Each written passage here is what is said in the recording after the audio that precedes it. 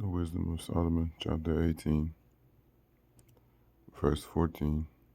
For while all things were in quiet silence, and that night was in the midst of her swift course, thine almighty word leapt down from heaven, out of thy royal throne, as a fierce man of war, into the midst of a land of destruction, and brought thine unfeigned commandment as a sharp sword, and standing up filled all things with death, and it touched the heaven, but it stood upon the earth. Then suddenly visions of horrible dreams troubled them sore, and terrors came upon them unlooked for.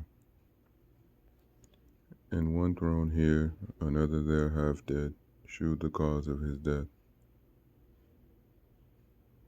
For the dreams that troubled them did foreshew this, lest they should perish and not know why they were afflicted. Yea, the tasting of death touched the righteous also, and there was a destruction of the multitude in the wilderness, but the wrath endured not. For then the blameless man made haste, and stood forth to defend them, and bringing the shield of his proper ministry, even prayer and propitiation of incense, set himself against the wrath, and so brought the calamity to an end, declaring that he was thy servant.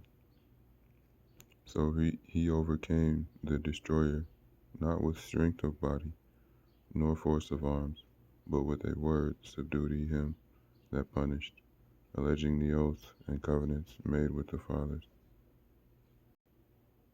For when the dead were now fallen down by heaps one upon another, standing between, he stayed the wrath, and parted the way to the living.